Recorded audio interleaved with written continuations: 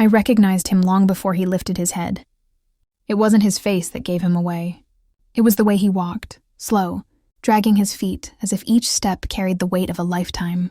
The afternoon sun was fading when I stepped out of the bank. A folder tucked under my arm, my thoughts elsewhere. But something caught my eye. A figure bending over a dumpster behind the parking lot, sorting through crushed cans with trembling hands. At first I looked away. Homelessness was too common in this part of the city. But then he shifted slightly, and something in the curve of his shoulders struck me like a knife. No, it couldn't be. I stepped closer without breathing. The man lifted his head. His beard overgrown, gray hair tangled, eyes sunken from hunger. His clothes were stained, worn thin, hanging loosely over a malnourished frame. But beneath all that ruin, I saw him. Michael Hale, once my husband, once the man who promised me the safest life imaginable. I froze on the sidewalk as memories slammed into me. Michael leaving home without explanation. The cold letter he left behind. It's for the best. Don't look for me. The debts that crashed on me afterward like a tidal wave. The nights I cried on an empty mattress wondering why he abandoned me. And now, he stood in front of me like a ghost collapsed into a broken body. I didn't know whether to run, scream, or pretend I never saw him. Shame and shock tangled inside me. A part of me wanted to turn around. Life had finally begun to settle for me, after years of ruin. I didn't want the past reopening old wounds. But something stronger than pride pulled me forward. My shoes clicked against the pavement. Michael lifted his head, sensing someone near. Our eyes met. His shock was instant, raw, painful, undeniable. "Evelyn," he whispered, voice cracking. "You shouldn't see me like this." I swallowed hard. "Michael, what happened to you?" He stepped back, almost tripping over a pile of cans. "Please go, you shouldn't—" His voice broke. "Just forget you ever saw me." "I can't," my heart pounded. "Not after all these years." He tried to look away, but his body swayed. I reached out instinctively, and just as my fingers brushed his arm, he collapsed, completely. His body hit the pavement like an old tree finally giving up. "Michael!" I screamed, kneeling beside him. People rushed over. Someone called an ambulance. I held his head in my lap as his breathing turned shallow. His eyes fluttering open only long enough to whisper 4 words that froze me to my bones. "I did it. For you." Before I could ask what he meant, he slipped into unconsciousness. But that sentence would haunt me long after the ambulance doors closed. What did Michael do for me, and why did it destroy both our lives? Reveals the first truth he never wanted me to know. The siren's wail echoed through the streets as the ambulance rushed Michael away. I sat beside him, gripping the metal rail of the stretcher, my pulse racing. His skin was cold, his breathing unsteady, and the paramedics kept exchanging looks that terrified me. What shook me the most wasn't his condition. It was the last thing he said before losing consciousness. "I did it.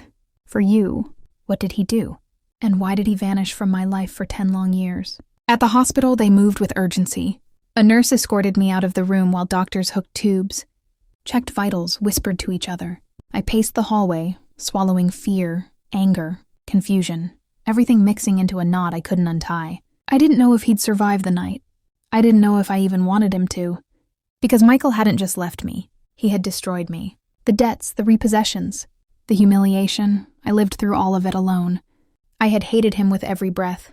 And now he was lying in a hospital bed like a broken shadow of the man I once knew. Hours passed before a doctor approached.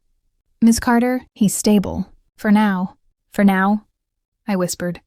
"He's severely malnourished, dehydrated, and anemic. But he regained consciousness.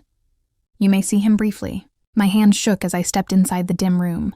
Michael lay hooked to monitors, his face pale, his body frail. He opened his eyes slowly, and for a moment he seemed afraid of me, like he expected a blow, not a visit. "You stayed," he murmured. "I'm not here for you," I replied coldly. "I'm here for answers." He exhaled shakily. "You deserve them." I moved closer. "Then tell me, why did you disappear? Why did you leave me drowning in debt?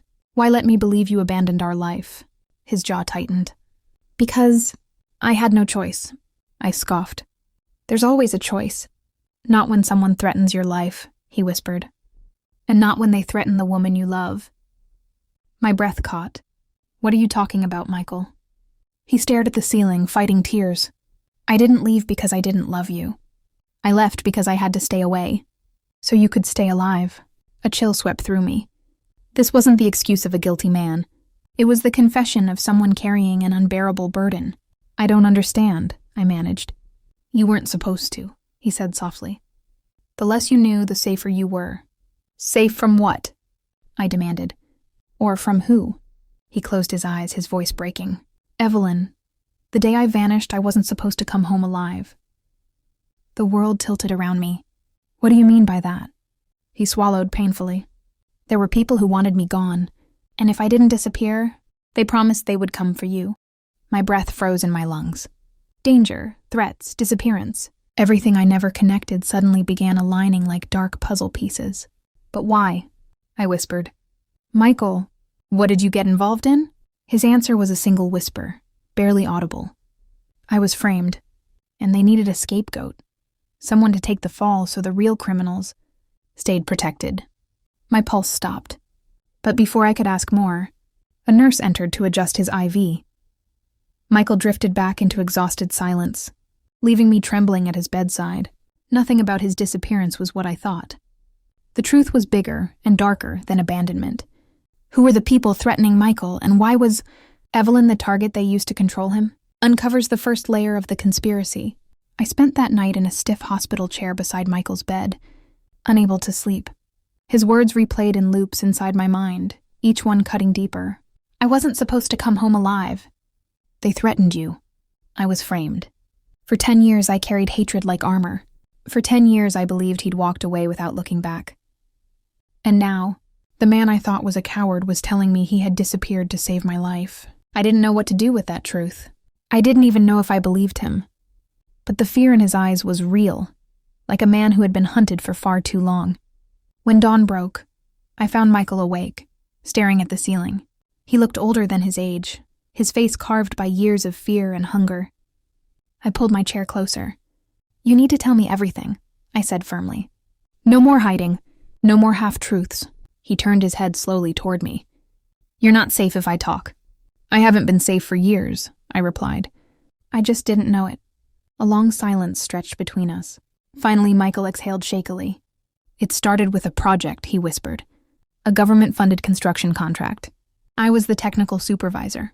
Everything looked legitimate until I started noticing numbers that didn't add up. What kind of numbers? Inflated invoices, ghost subcontractors, payments sent to companies that didn't exist. He swallowed hard. Millions disappearing on paper. A cold shiver ran down my spine. And you reported it? I tried, he said. But before I could, they came for me. Who are they, Michael? His eyes darkened. Powerful people. People who can erase evidence, erase records, erase lives. Names, I pressed. Give me names. He shook his head. Not yet. You're not ready for them. Anger sparked inside me. I lived through homelessness, debt collectors, humiliation, losing everything. And you think I'm not ready? He flinched, pain flickering across his face. I know what you went through. I saw it. My breath hitched. You saw me? When I could, he whispered. From far away. I wasn't allowed to go near you. A rush of emotions, rage, grief, disbelief blurred my vision. So while I suffered, he watched from the shadows. Why didn't you tell me? I demanded. Why didn't you trust me with the truth? Because the night I confronted them, he said quietly. They showed me a picture of you leaving our building. They told me accidental deaths happen every day. A hit and run, a mugging, a fall down the stairs. His voice broke. They said if I talked, you'd be the next headline. My heart stopped. So you chose to disappear, I whispered. I chose to keep you alive, he corrected. He looked away, tears gathering at the corner of his eyes. They said if I vanished, took the blame, and surrendered everything. They'd leave you alone. His voice cracked. And so I did. I sat there frozen, my anger, my grief, my confusion all melting into something heavier. A truth I never wanted but desperately needed. Michael didn't abandon me. He bargained his entire life for mine. If Michael gave up everything to save Evelyn, who are the powerful men still watching from the shadows? Exposes the first threat inside the hospital. Michael fell asleep again, exhausted from talking, his chest rising unevenly under the thin hospital blanket. I stepped outside the room to breathe. My hands were still shaking, not from fear, but from the weight of the truth I had just heard. 10 years of suffering, 10 years of hating him. 10 years of believing a lie that someone else had written for us. I leaned against the cold wall of the corridor, trying to process everything.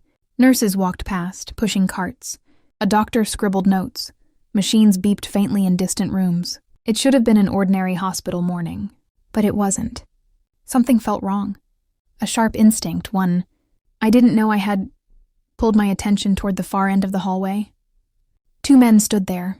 They weren't dressed like patients or visitors. No flowers, no bags, no anxious expressions. Just suits, dark suits. Too clean, too pressed, too calm. They weren't waiting for anyone. They weren't looking for directions. They were watching Michael's room. My pulse quickened. One of them spoke quietly into a phone, glancing in my direction before pretending to study the wall chart. The other crossed his arms, his posture stiff, his eyes cold and trained. These weren't strangers. These weren't relatives. These were the kind of men Michael had warned me about. I forced myself to walk casually toward the nurse's station. "Excuse me," I said softly. "Are those gentlemen down there family of someone here?" The nurse followed my gaze and frowned. "No, I haven't seen them before. And they're in a restricted area." My stomach dropped. Restricted? They weren't supposed to be here. Before she could approach them, both men turned silently and walked away.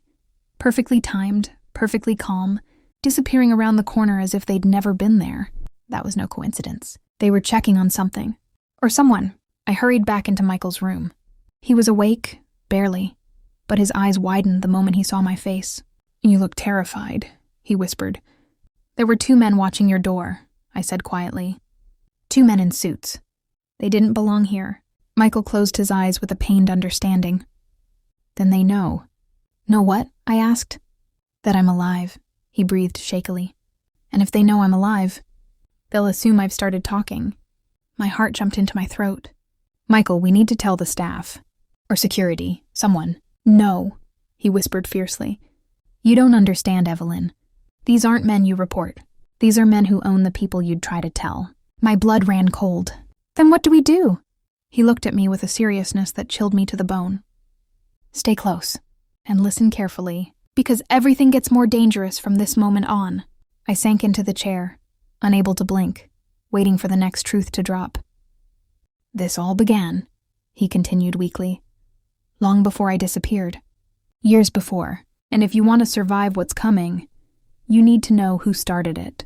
Who are the men powerful enough to watch a hospital and threaten a man's life even now?" Reveals the first name behind the conspiracy. Michael's breathing was labored, each inhale sharp and strained. The machines beside his bed hummed quietly, but the silence between us was far heavier. "Evelyn," he murmured, shifting painfully. "Before anything else, I need to tell you a name. A name. Just one name." Yet his voice trembled when he said it, as if it carried the weight of a death sentence. I leaned forward, bracing my hands on the edge of the bed. "Who is it? Tell me." He stared at the wall for a long moment, as if expecting someone to burst. Through the door at the exact second he opened his mouth. Then finally, with a cracked whisper, he said, "Richard Coleman." I didn't recognize it. Not at first. "Who is he?" I asked. Michael swallowed, wincing from the dryness of his throat. "Coleman is not just a businessman, Evelyn.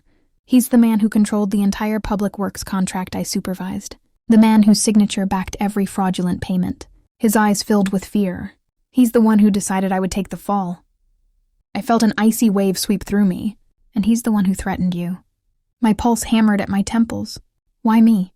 I whispered. "Why involve me at all?" Michael closed his eyes. "Because I refused to stay quiet at first.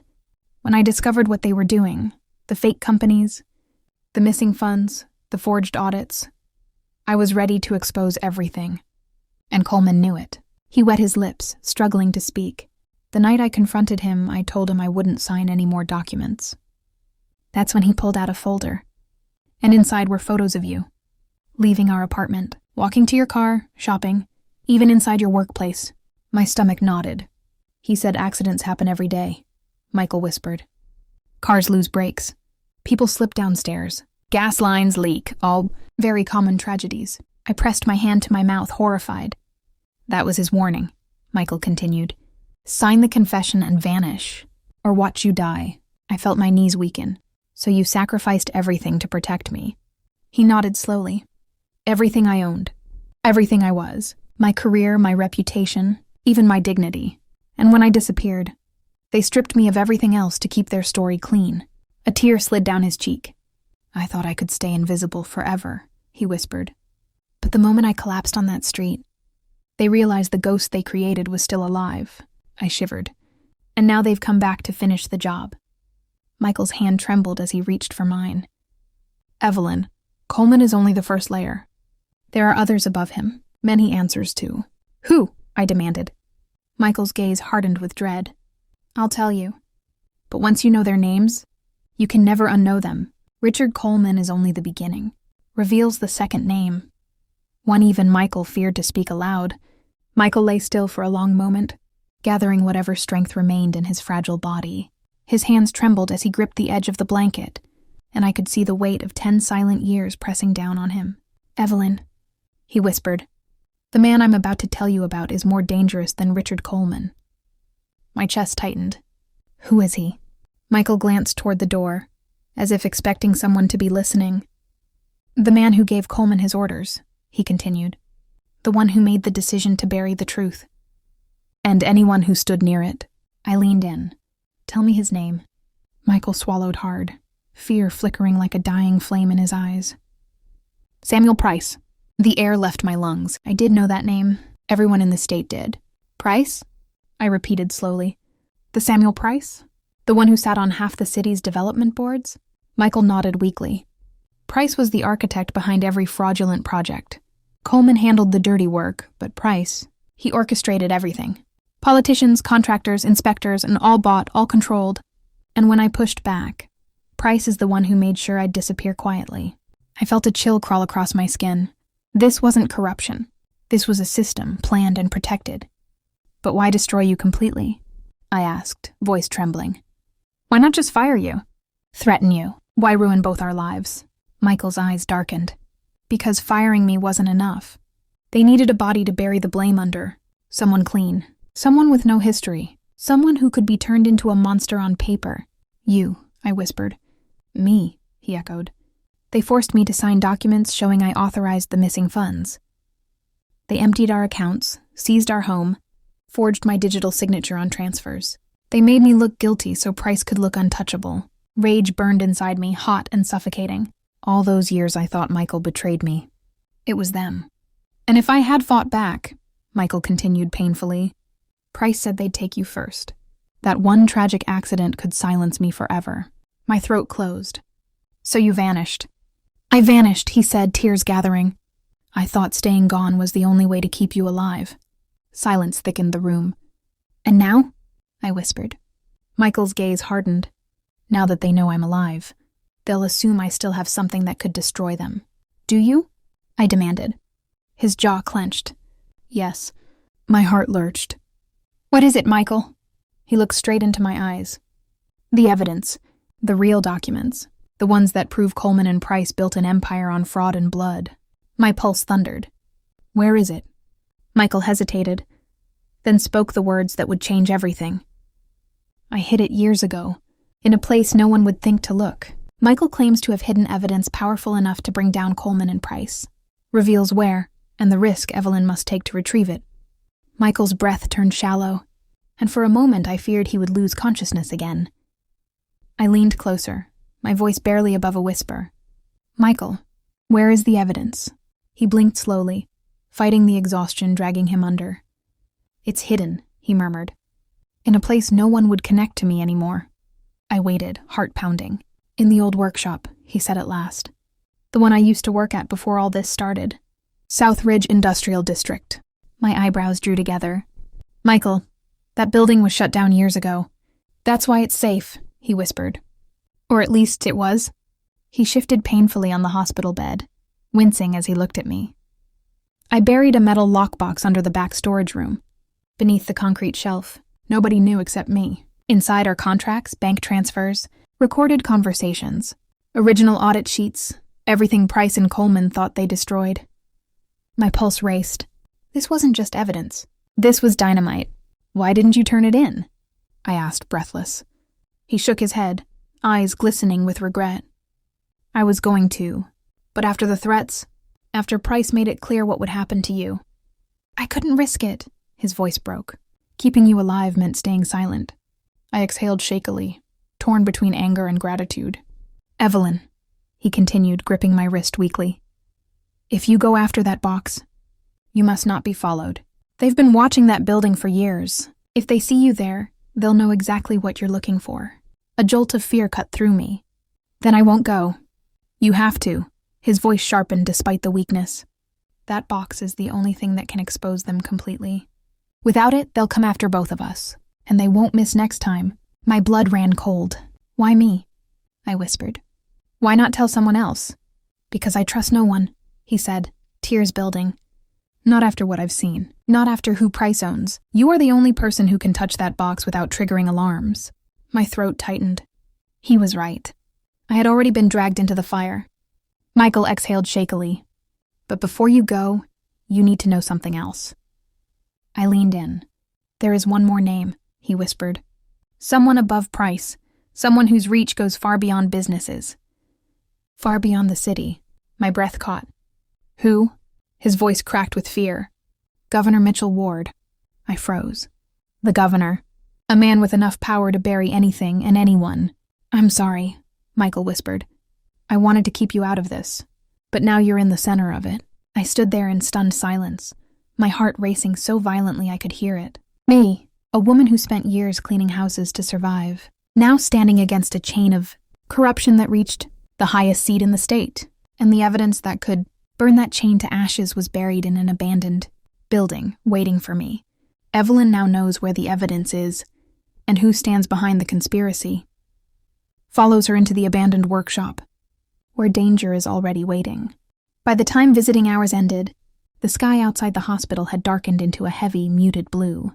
I kissed Michael's forehead gently, though he was half asleep. His breath shallow, his body fragile. His last words echoed in my mind. The box is the only thing keeping us alive. I left the hospital with my heart pounding and my senses sharp, scanning every doorway, every parked car, every unfamiliar face. The memory of those suited men lurking in the hallway tightened my chest. But I couldn't turn back. If what Michael said was true, then the box hidden in that abandoned workshop held the power to destroy Coleman, Price, even Governor Mitchell Ward. I drove without headlights for several blocks, switching streets twice, watching the rearview mirror for any tail. Only when I was sure no one followed did I turn toward South Ridge Industrial District, a forgotten pocket of the city, where silent warehouses sat like broken skeletons. The workshop appeared exactly as I remembered from years ago.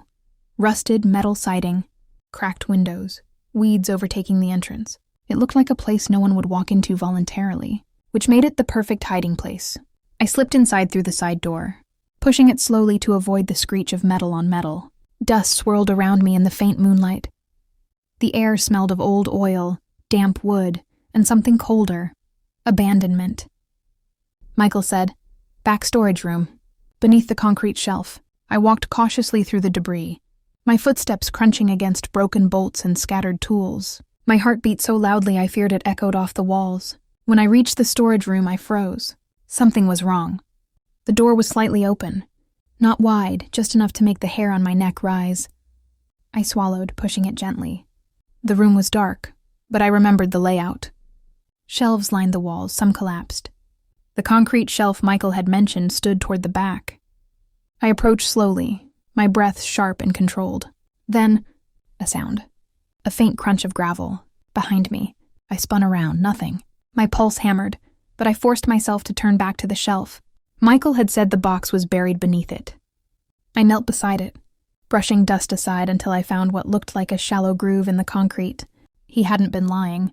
Using a small metal rod I found on the floor, I pried the edge of the slab. It shifted slightly. I pushed harder, the concrete scraping loudly. Finally, beneath it, I saw metal, a corner of a rust-eaten box. My hands trembled as I pulled it free. It was heavier than I expected, the weight of countless truths sealed inside. Just as I brushed off the dirt, a floorboard creaked. Not under me, behind me. I froze. A silhouette appeared in the doorway. Tall, broad shoulders, motionless, and staring straight at me. My heart stopped as the figure stepped closer, the faint moonlight revealing a glint of something metallic in his hand. Evelyn has found the box, but she's no longer alone. Reveals who followed her into the workshop. And what they want. I clutched the metal box to my chest, my breath turning thin and sharp. The figure in the doorway didn't move, but the faint reflection from the object in his hand told me everything I needed to know. He wasn't here by accident. He wasn't a trespasser. He was hunting. Who's there? I forced out, though my voice trembled. The man stepped forward, revealing the faint outline of a badge clipped to his belt. Not a police badge. Something private, darker, an emblem I didn't recognize. Coleman's men. Price's men, or worse in Governor Ward's. Miss Carter, the man said, his voice cold and steady. You shouldn't be here. My stomach twisted. How do you know my name? He tilted his head slightly as if amused. You've become a complication. The way he said it made my skin crawl. I tightened my grip on the metal box. I don't know who you are, but you need to leave. I'm calling the police. He chuckled softly. The police won't save you. They report to us long before they report to anyone else. My heart hammered painfully. Michael had warned me. These aren't men you report. These are men who own the people you'd report to. What do you want? I asked, my voice barely audible. Simple, he answered. That box. And then your silence. He stepped closer. The faint moonlight reflected off the metallic object, a gun. I stumbled backward, my spine hitting the concrete shelf. You don't understand, I said desperately. If you kill me, people will know. Someone will notice I'm gone. No, he replied calmly. You're a woman who came into an abandoned building and never came out. People like you disappear every day. He raised the gun. I shut my eyes. And then a sudden crash echoed behind him. The man jerked his head around. A metal pipe rolled across the floor, clattering loudly. I didn't hesitate. Using the moment of distraction, I lunged sideways, dodging blindly into the dark. A gunshot exploded through the room, sparks flying as the bullet hit the metal shelving. I ducked, breath ripping from my lungs. Stop running! He shouted, his footsteps pounding after me. But adrenaline gave me wings. I darted between broken crates, weaving through shadows, clutching the box so tightly my fingers ached. Another shot rang out. Splinters of wood exploded near my shoulder. I spotted the side exit, a rusted door hanging, crooked on its hinges, and sprinted toward it. My hands fumbled with the latch, the man's footsteps closing in. I yanked the door open and burst into the night air, stumbling onto the gravel outside. My chest burned as I ran toward the back fence, moonlight lighting my path only in fragments. A third gunshot cracked behind me, this one closer. I dropped to the ground instinctively. The bullet ricocheted off a metal drum inches from my head. I crawled behind a dumpster, panting, forcing myself not to sob. The man stepped out into the yard, sweeping the area, gun raised. Evelyn, he called, his voice eerily calm. You're only making this worse. But I wasn't alone. A distant car engine roared to life, headlights flickering on. The man cursed under his breath. Someone else was here. Who started that engine? An enemy or an unexpected ally? Reveals who arrives at the workshop, and why they've been watching Evelyn too. Gravel crunched under the tires as the vehicle rolled into the yard, its headlights slicing through the darkness. I flattened myself against the cold metal dumpster, clutching the box so tightly my fingers throbbed. The armed man turned sharply toward the lights, gun raised. Who's there? He barked. The car didn't answer, just idled, engine humming like a warning. My heart pounded so loudly I feared he'd hear it. I didn't know if this was another one of Coleman's men, or Price's, or even someone sent by Governor Ward himself. But whoever it was, their arrival had thrown the gunman off balance. The driver's door opened with a slow creak. A tall figure stepped out, illuminated in the glare. He wore a dark jacket, jeans, and carried no visible weapon. But the moment he spoke, my breath caught. Put the gun down, the man said, calm but commanding. You won't walk away alive if you shoot. I recognized the voice.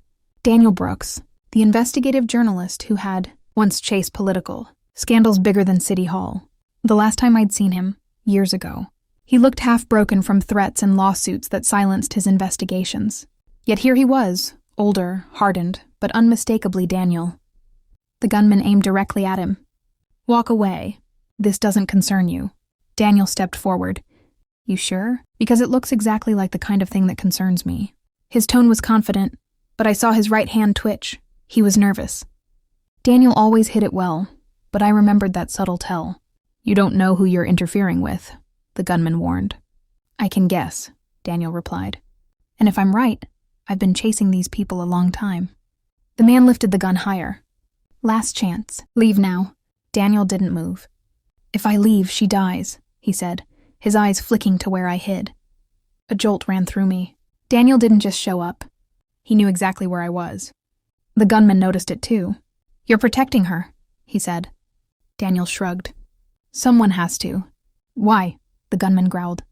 Because she has something they're terrified of, Daniel said. Which means she's worth more alive than either of us right now. The man hesitated, just enough.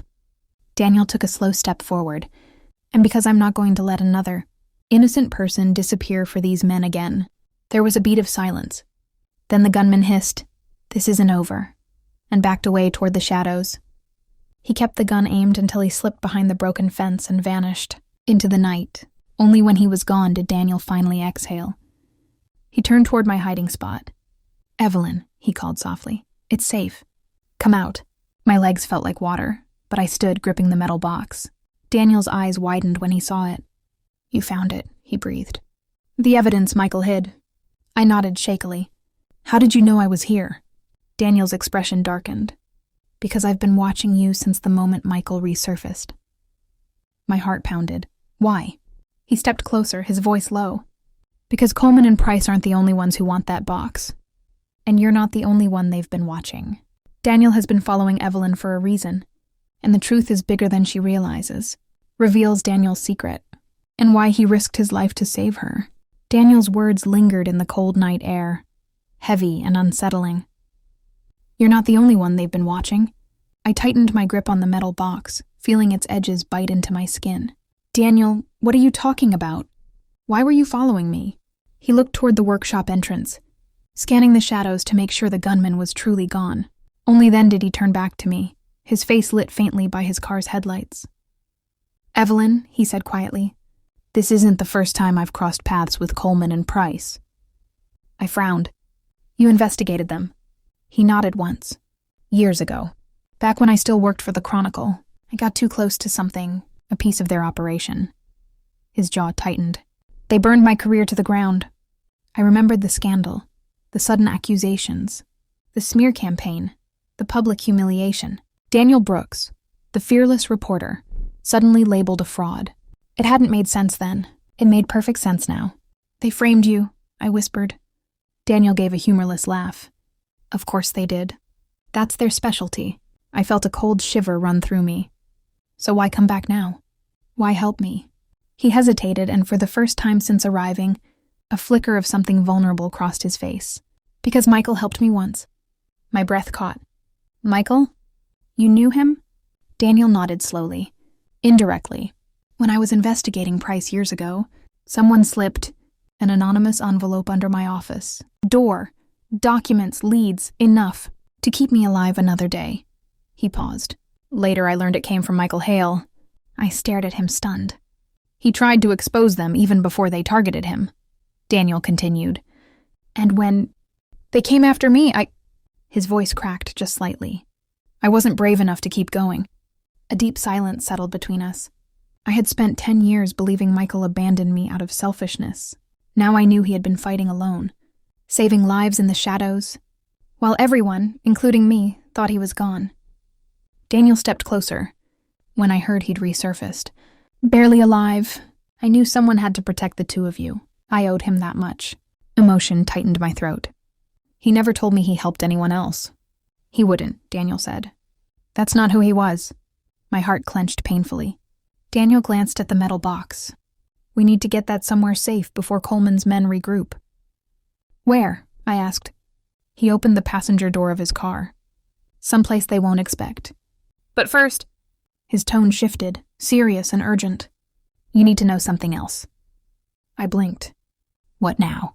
Daniel looked directly into my eyes. "They're not just watching you because of the box. They're watching you because Price thinks Michael told you everything." My pulse spiked. "He didn't." "He doesn't know that," Daniel replied. "And that makes you their biggest threat." Fear crawled up my spine. "So what do we do?" I whispered. Daniel took a breath. "First, we bring this evidence to someone we can trust. Someone outside state control. I frowned. Who? Daniel's voice dropped to a near whisper. A federal contact. Someone who's been waiting years for a crack in Price's network. I stared at him.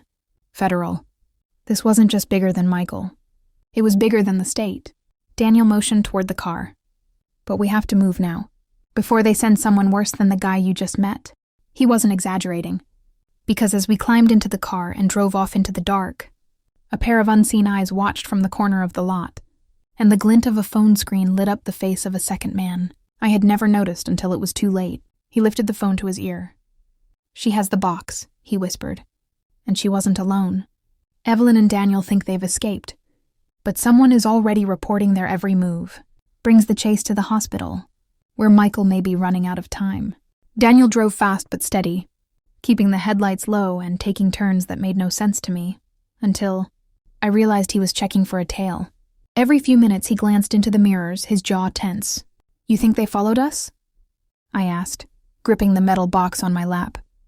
I think they follow everyone who threatens them, he said. But tonight they might have underestimated you. I wished I believed him. The workshop attack replayed behind my eyes, the man with the gun, the shots, the way he walked after me like my life meant nothing. The fear still clung to my skin. We need to go back to the hospital, I said suddenly. Michael's alone. Daniel hesitated. That's the last place we should go. But he's weak, he can't defend himself. And if they know he's alive... Daniel sighed heavily. They'll try to finish what they started. That sentence broke something inside me. Then we're not leaving him there, I said fiercely. If they get to him before we do... Daniel nodded, understanding. All right. But we go in carefully. No main entrance. No bright hallways. He turned the car sharply onto a side street, heading toward the back side of County General Hospital, the loading docks where security was weakest. The moment he parked, he reached into the glove compartment and pulled out a baseball cap. Wear this, he said, handing it to me. You need to look like anyone but you. I slipped it on, heart pounding. We slipped through the shadows, moving between delivery trucks, avoiding cameras, listening for footsteps. Once inside, Daniel guided me through the service hallway like he'd memorized the blueprint. How do you know this place so well? I whispered. A sad smile tugged at his lips. Spent a week here once after Coleman's people tried to scare me off a story. Bruised ribs help you learn a building fast. My stomach twisted. We reached the elevator used mostly by staff. Daniel pressed the button, then froze when footsteps echoed above us. 2 men in suits stepped out of the stairwell. Not hurried. Not panicked, calm, confident, hunting. Daniel pulled me behind a supply cart, his breath sharp. Don't move, he muttered. The men walked past, speaking quietly. Room 614. Don't make noise unless necessary. Ward wants it done clean. And fast. Michael's room. My blood turned to ice. When they disappeared around the corner, Daniel grabbed my wrist. Change of plan, we run.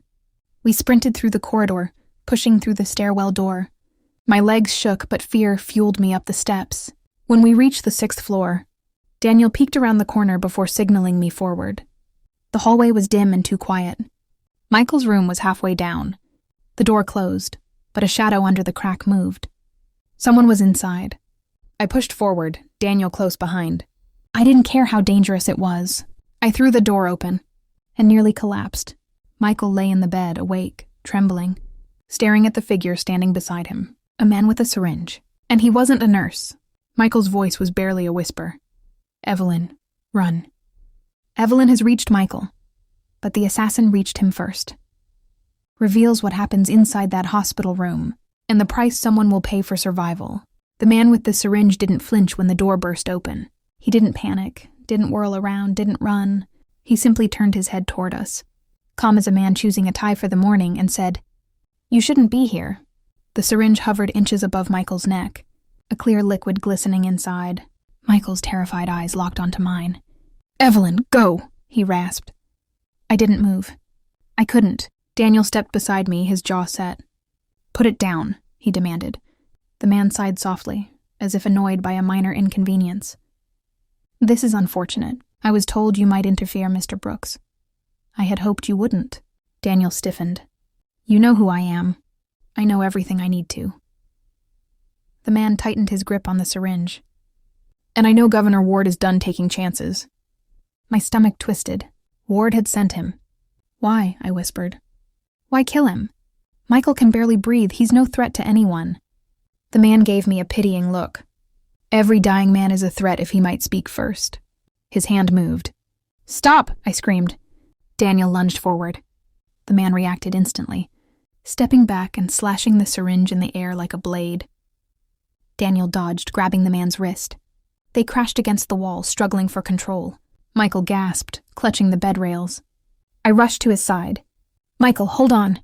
But the fight behind me intensified. Grunts, shuffling feet, fists hitting walls. Daniel was strong, but the assassin moved with cold, professional precision. He slammed Daniel into the chair, knocking it over. The syringe clattered across the floor. The man didn't hesitate. He reached for a second vial in his coat. Daniel! I cried. Daniel staggered to his feet, face twisted with pain. He grabbed a metal IV pole and swung it. The assassin dodged, but the pole clipped his shoulder, sending him stumbling. Get Michael out! Daniel yelled. Now! I unhooked the machines frantically, ripping wires and tubes free. Alarms blared, echoing through the hallway. The assassin lunged again. Daniel blocked him, but the man punched him hard in the ribs, sending him crashing against the counter. I pushed the bed's wheel locks open and shoved with everything I had. The bed rolled toward the door. The assassin saw it. He stepped toward me, and Daniel threw himself at him, tackling him against the wall. They fell to the ground in a violent tangle. Go! Daniel roared, voice breaking. My hands shook as I pushed the bed into the hallway. Nurses screamed at the sight. I didn't slow down. Behind me, a crash, a grunt, then a sickening thud. I looked back. Daniel was on the floor, motionless. The assassin stood over him, chest heaving, blood trickling from his temple. He looked up at me slowly, deliberately, and took a step toward the hallway. I pushed the bed harder, tears blurring my vision. Michael, stay with me! Footsteps thundered behind us. The assassin was coming. But before he reached us, hospital security rounded the corner. Triggered by the alarms, 2 guards rushed forward. The assassin froze. His eyes locked on mine, cold and unblinking. This isn't over, he whispered. Then, before security could reach him, he sprinted toward the emergency stairwell and vanished. I collapsed over Michael's bed, shaking violently. Daniel lay somewhere behind us, unconscious, and the man sent by Governor Ward had escaped. Daniel may not survive. Michael is barely holding on. And the assassin escaped, with orders to finish what he started. Reveals whether Daniel lives, and the devastating message the assassin leaves behind. Chaos ruled the 6th floor. Nurses shouted. Security radios crackled. A trauma team rushed past with a crash cart, disappearing into Michael's room behind us. I clutched the metal box to my chest as they wheeled Michael to a safer wing, my legs barely supporting me. But my mind wasn't on Michael. It was on Daniel. He had stayed behind to save us, and now he wasn't moving. I ran back down the hallway, my heart pounding like a war drum. When I reached the room, 2 security guards were kneeling beside him, calling for a medic. Is he alive? I gasped. One guard looked up. Barely. He has a pulse, but it's weak. Head trauma. He needs immediate transfer. I fell to my knees beside him. Daniel's face was pale, a thin line of blood trickling from his temple. His breaths were shallow, too shallow. Daniel, I whispered, brushing his hand. Hold on, please. His eyelids fluttered, just for a moment. Ev, his voice cracked. Don't let them take the box. Tears stung my eyes. I won't, I swear. Before he could say more, the trauma team arrived and lifted him onto a stretcher. They pushed him down the hall, and all I could do was watch helplessly as the man who saved my life slipped in and out of consciousness. But the danger wasn't over. Not even close. A sudden shout echoed from Michael's room, followed by a nurse stumbling out, her face pale. There's something on the wall, she stuttered. You need to see this. A cold dread coiled around my spine. I followed her inside. The room was a mess of overturned instruments and broken glass from the struggle, but nothing, not the damage, not the alarms, prepared me for what I saw on the far wall. Words written in red. Large, dripping, terrifyingly deliberate. You were warned. The letters smeared like fingerprints dragged through blood. My knees nearly buckled. Dear God. That's not blood, a nurse whispered, noticing my horror. It's chemical dye, from the syringe that broke. She swallowed hard. But it was meant to look like blood. I wasn't relieved. Chemical or not, the message was clear. He wanted me to know he could have killed Michael quietly. He wanted me to know this was personal now. He wanted me to be afraid. And I was... But fear wasn't the only thing rising inside me. Anger, deep, burning anger, cut through the panic. I turned to Daniel's empty bed space, to the smear of dye, and then to the metal box pressed against my chest. "They're trying to scare you," a nurse murmured. "Whoever they are, they're not done." She was right. They wouldn't stop until Michael was dead. Or I was. I stepped closer to the wall, staring at the message the assassin left for me. My hands shook, but my voice didn't. "Then let them come," I whispered. Because for the first time in 10 years, I wasn't running. I had the truth. I had the evidence, and someone in power was about to fall. But when I stepped into the hallway, a detective in a dark suit was already waiting for me. He flashed a badge. "Evelyn Carter," he said. "We need to talk, now." The detective isn't who he claims to be, and the next hour will decide whether Evelyn escapes or becomes the next target, reveals his true identity, and the trap already closing around her. His grip tightened painfully. Panic shot through me. "Let go!" He pulled me toward the elevator, forcing me into motion.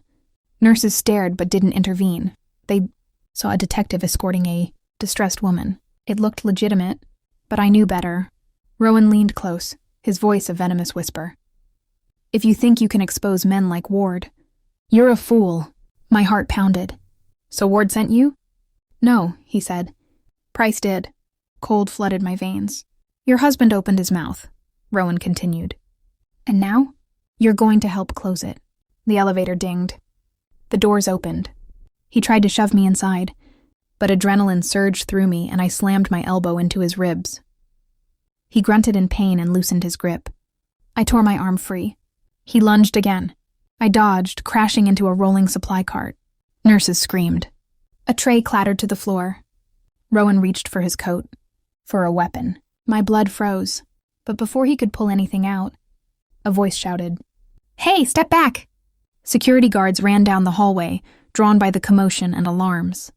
Rowan's expression changed instantly, from predatory to polite. "This woman is resisting detainment," he barked. Your badge number, detective," one guard interrupted, raising a hand. Rowan froze. "Protocol," the guard said coolly. "Badge number, now." I almost smiled. Rowan's eyes darted toward the stairwell. Then, without a single word, he bolted. Security chased him, but Rowan flew down the stairs, disappearing into the lower levels of the hospital. He had been sent to take me, to silence me, to make the evidence disappear. I leaned against the wall, shaking violently. A nurse gently touched my arm. "Ms. Carter, are you okay? Do you need a doctor?" "No," I whispered. "But I need to see Michael." The nurse nodded and guided me back toward the secure wing. But the moment I stepped into Michael's new room, my heart stopped. His bed was empty. His IV stand overturned, and the window beside the bed was open. A cold gust of night air blew the curtains inward. Michael was gone. Michael has vanished, taken or escaped, no one knows. Delivers the final truth, the final confrontation, and the ending of the story. The hospital corridors felt empty and unreal. I clutched the metal box, heart hammering in my chest. Michael was gone. Taken, escaped? I didn't know. But one thing was certain, the conspiracy, the power, the danger. It had never been closer. Daniel, still recovering in the ICU, grabbed my hand weakly. "Evelyn, you have the box," he whispered. "You have the proof. That's enough to fight back." I nodded, swallowing the fear and panic. I couldn't waste time. Every second I delayed was another second Michael was in their hands. Or worse. We moved quickly, coordinating with a trusted federal agent Daniel had contacted weeks ago. Every detail was precise. Addresses, schedules, backup plans. For the first time, I realized the full scope of what Michael had sacrificed. A decade of his life, his career, his reputation, all so I could survive. We traced Michael's last known movement. A security camera had captured him being intercepted near the hospital service exit, and then a black SUV speeding away. Coleman's men, Price's orders, Ward's shadow looming over everything. With the federal team, we coordinated a sting. Hidden cameras, intercepted communications, and the evidence in my hands made the perfect trap. The metal box wasn't just a relic of the past. It was the key to exposing a network of corruption that had destroyed lives for years. Hours passed. Nights stretched into early morning. And then the first arrest came. Coleman was caught leaving a private club with falsified documents in his briefcase. Price's office was raided, servers seized, accounts frozen. Ward's close associates were detained, while the investigation reached higher into his office. The power of truth moved like a tidal wave, and finally a call came. Michael, alive. He had been hidden in a safe house, recovering, kept away from prying eyes. When he appeared, frail but conscious, I ran into his arms shaking, tears streaming freely. For 10 years I had hated him. For 10 years I had suffered under the shadow of his disappearance. Now I understood. Every hardship, every moment of fear, every sleepless night it had been for me. I never wanted you to know the cost, Michael whispered, holding me tight. But I couldn't let them take you. I understand now, I said, sobbing. Everything. Every betrayal. It was love. We stayed together as the arrests and trials unfolded. The network crumbled under the weight of irrefutable evidence. Coleman, Price, and their enforcers were sentenced. Ward's complicity was exposed publicly, forcing resignations and investigations at the highest level. Michael's name was cleared. My life, once stolen from me, began to breathe again. Weeks later, we returned to the apartment I had purchased during Michael's absence. It was modest, bright, safe. The city moved outside our window, oblivious to the truth we had unearthed. But inside there was peace. Michael and I rebuilt our lives quietly. No headlines, no fanfare, just the slow return of freedom. The metal box remained in a secure federal vault, its secrets safe. The men who had tried to destroy us behind bars. One evening I sat by the window, sunlight warming my face. Michael's hand in mine, steady and alive. We had survived not because we were strong enough, but because love and truth had endured beyond fear. He turned to me, smiling softly. It was worth it, Evelyn. Every moment. I kissed his hand. We are alive. That's enough. For the first time in decades, I knew peace. Not revenge, not fear, not hatred, just peace. The shadows had passed, the truth was exposed, and the love that had carried us through 10 years of darkness finally returned to light. The city outside moved on, unaware of the battle we had fought, but we didn't need anyone to know. The years stolen could never be replaced. But the life we had now, that was ours, free, together, and finally at peace.